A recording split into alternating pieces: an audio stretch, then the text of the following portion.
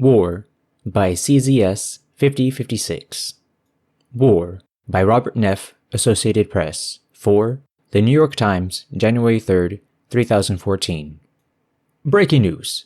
Hydra attacked after failed negotiations on the disarmament of militant groups in the border solar systems of the Imperial Tagan Empire. Tagan ships were seen approaching Hydra and immediately began a high orbital bombardment of the planet. As the bombardment continues, the planet's citizens are being urged by local officials to evacuate the cities and go into the wilderness. Tagan ambassador expelled.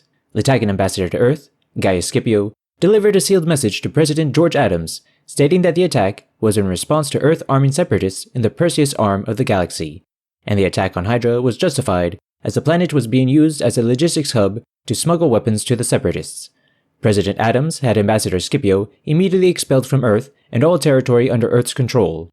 When asked about accusations of arming separatists in the Perseus arm, President Adams states, "These accusations are completely without merit, and they cannot blame their troubles on us humans, even though it is more convenient and easier than to admit there are problems in their system of government." President Adams to address Parliament. President Adams has called for a joint session of Parliament at noon local time today to make the case for war. Devastation on Hydra.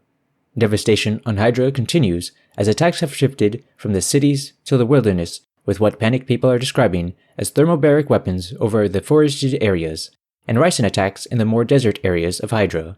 Of the 5 billion inhabitants, 3 billion are feared to be already dead, with the remaining population homeless.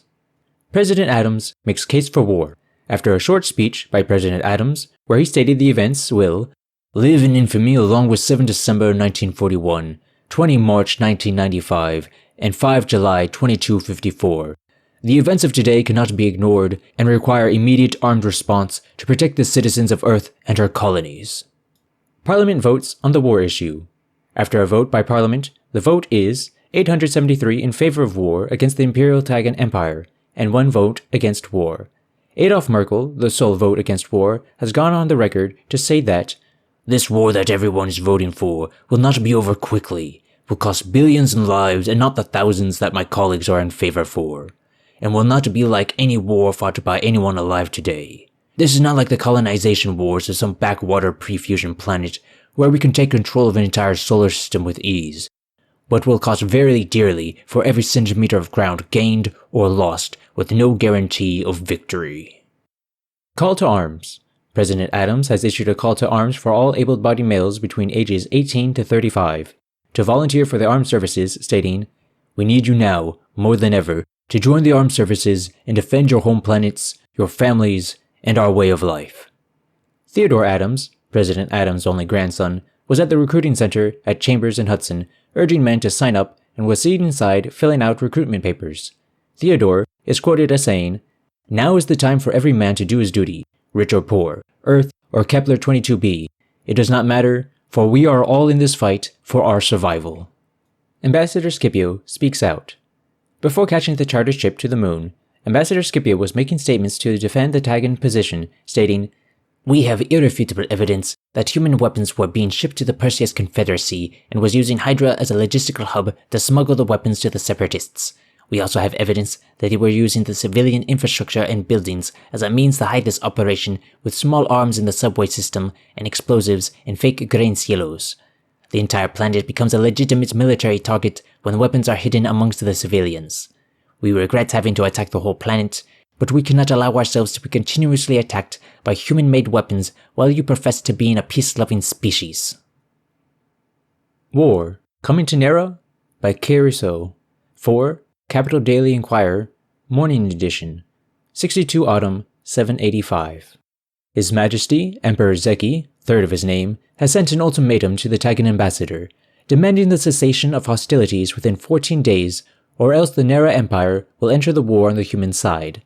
The ultimatum was sent after the humans have invoked the Treaty of Seti Alpha 5, dating from 658, calling for each party to come to the other's defense in the event of an attack.